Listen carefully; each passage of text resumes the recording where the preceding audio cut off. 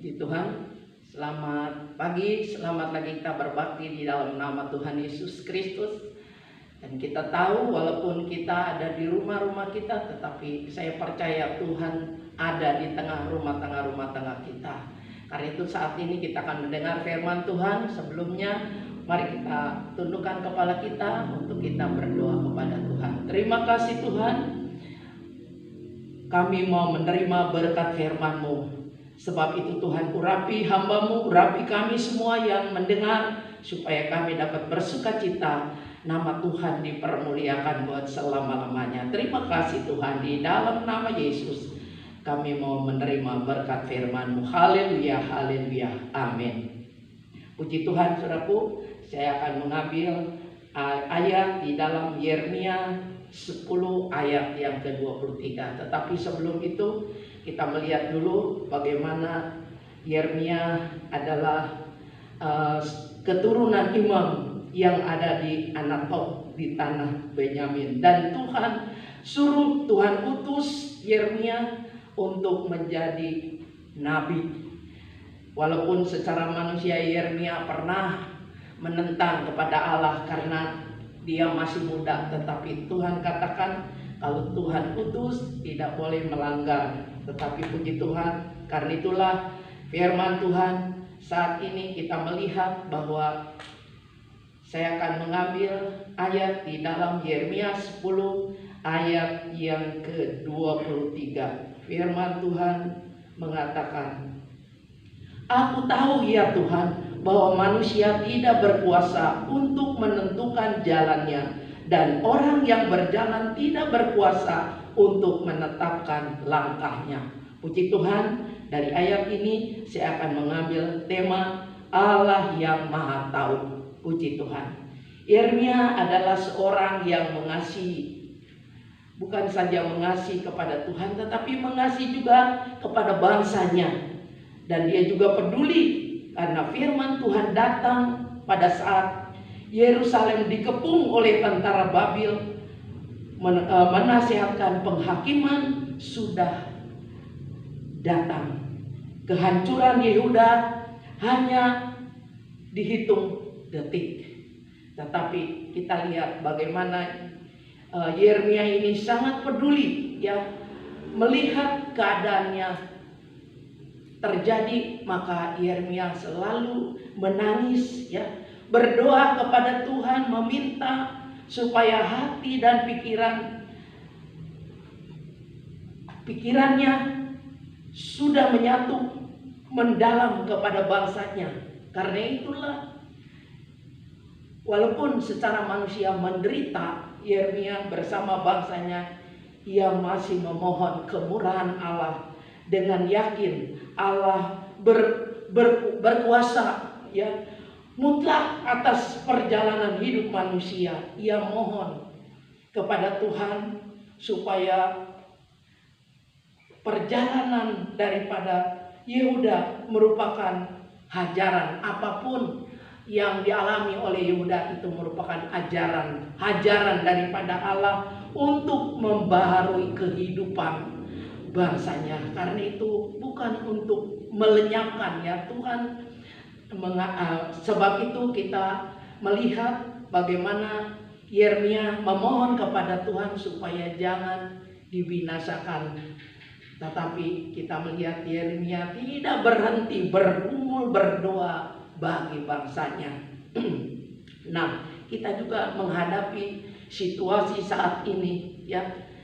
Mari kita mau banyak bergumul, banyak berdoa kepada Tuhan ya. Karena itu kita melihat contoh dari Yeremia di dalam saat mengalami penderitaan bangsanya, dia memohon kepada Tuhan, dia berdoa kepada Tuhan dengan sungguh-sungguh ya. Karena itulah mari ambil contoh, teladani Yeremia untuk tak berhenti bergumul dan berdoa bagi bangsa kita. Jadi kita juga berdoa, utamakan untuk bangsa kita dulu ya. Dan saya percaya kalau kita berdoa bagi bangsa kita, yakin di dalam kehidupan kita juga Tuhan tahu. Kita melihat walaupun secara manusia mungkin ya mustahil, tetapi bagi Tuhan tidak ada satu perkara yang mustahil. Namun kita melihat Tuhan tidak pernah tinggalkan asal kita setia, asal kita sungguh-sungguh kepada Tuhan. Jangan kita jauhkan daripada Tuhan, karena minta kasih karunia kepada Allah agar hukuman itu merupakan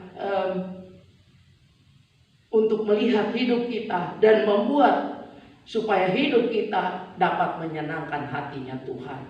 Kita melihat firman Tuhan dikatakan manusia itu seperti uap. Hari-harinya seperti bayang-bayang, itu di dalam Mazmur 144 ayat yang keempat. Karena itulah mari kita mau meneliti bagaimana kalau manusia itu seperti uap, hilang, tidak ada apa-apanya. Malah dikatakan seperti bayang-bayang yang lewat. Ya, memang kalau bayang-bayang itu tidak selamanya selalu terlihat, tetapi kita melihat Allah menginginkan manusia itu jujur, ya. Tetapi kadang-kadang manusia itu cari banyak dalih, ya. Karena itu jangan kita banyak dalih. Kalau Tuhan masih berikan kesempatan untuk kita beribadah dengan sungguh-sungguh, jangan banyak dalih. Tuhan tidak mau, karena Tuhan membuat manusia itu jujur, ya. Sebab itu mari kita belajar hidup kita juga jujur di hadapan Tuhan, dan Tuhan pasti akan menolong di dalam perjalanan hidup kita. Karena itulah firman Tuhan, kita harus juga taat kepada Tuhan, ya. Jangan kita sombong, jangan kita berontak, jangan kita jauh daripada Tuhan, karena kita tahu kita manusia tidak berkuasa untuk menentukan jalannya. Karena itu jangan menyimpang ke kanan atau ke kiri, ya. Jauhkan kakimu dari kejahatan, karena Allah mengasihi jalan-jalannya dan memberi keamanan yang menjadikan sandarannya. Karena Tuhan menghitung langkah kita, tapi tidak memperhatikan, ya, dosa kita. Itu di dalam firman Tuhan dikatakan Ayub 14 ayat yang ke-16. Melainkan mengamat-ngamati jalan kita yang untuk kita berkenan kepada Tuhan. Kalau kita melihat di dalam Mazmur 37 ayat yang ke-23. Kita ingin supaya jalan kita ini berkenan kepada Tuhan. Karena itulah berusaha untuk kita dapat menyenangkan hatinya Tuhan. Karena segala jalan orang terbuka di depan mata Tuhan, dan langkah orang diawasinya. Coba bayangkan, langkah kita aja diawasi, kita sendiri tidak mengawasi langkah kita. Kita tidak tahu berapa banyak langkah yang kita lalui. Tetapi firman Tuhan dikatakan segala jalan orang itu terbuka di depan mata Tuhan. Jadi Tuhan tahu kehidupan kita, jalan kita. Kalau kita benar di hadapan Tuhan, saya percaya Tuhan membela kita, Tuhan menolong kita, Tuhan memperhatikan hidup kita. Tetapi sebaliknya, kalau langkah kita di luar keinginan daripada Tuhan, itu Tuhan tidak senang di dalam hidup kita. Karena itulah mari kita mau belajar untuk kita berjalan di dalam jalan yang benar. Sebab itu Allah Maha tahu kehidupan kita. Karena kita minta kepada Tuhan supaya Tuhan tunjukkanlah supaya hidup menurut kebenaran dan takut kepadamu. Itu firman Tuhan dikatakan di dalam Mazmur 86 ayat yang ke-11. Karena itulah biarlah kita minta kepada Tuhan, Tuhan tunjukkan jalan yang benar di dalam kebenaran firman Tuhan. Saya percaya firman Tuhan seringkali kita suka dengar, tetapi saya yakin Tuhan tidak akan biarkan kita. Tuhan pasti akan menolong dan menunjukkan jalan kita untuk kepada jalan yang benar. Memang jalan di dalam dunia ini luas, bebas, tetapi kita tahu jalan daripada Allah itu memang sempit jalannya, ya, sempit.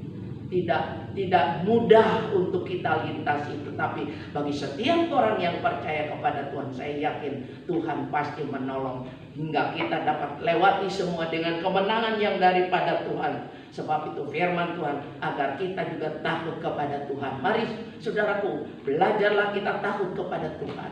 Bukan berarti kita takut kepada Tuhan artinya kita menghindar daripada Tuhan. Tetapi kita harus sadari ada mata Tuhan yang melihat hidup kita. Apalagi di minggu pertama ini, mari kita, walaupun kita tidak bisa mengikuti perjamuan Tuhan, tetapi saya percaya firman Tuhan dikatakan Tuhan tinggal di dalam hidup kita. Kalau Tuhan ada di dalam hidup kita, kita percaya di dalam langkah-langkah perjalanan di awal bulan ini kita akan bersama dengan Tuhan. Tuhan tidak akan tinggalkan kita. Sebab firman Tuhan dikatakan Allah yang tahu hidup kita. Ya, karena itulah mari kita belajar hidup benar di hadapan Tuhan.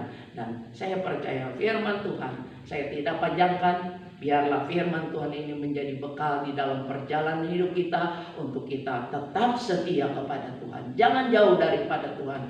Ya, kita melihat bagaimana Yeremia sanggup untuk belajar, untuk merubah bangsa Yehuda, ya, untuk mereka berbalik kepada Tuhan. Tetapi firman Tuhan dikatakan 2 kali bangsa Israel telah berdosa kepada Tuhan. Sebab itu jangan kita belajar untuk berbuat dosa. Mari kita belajar sungguh-sungguh kepada Tuhan. Maka Tuhan pasti akan menyertai hidup kita. Pasti Tuhan memberkati kita. Puji Tuhan.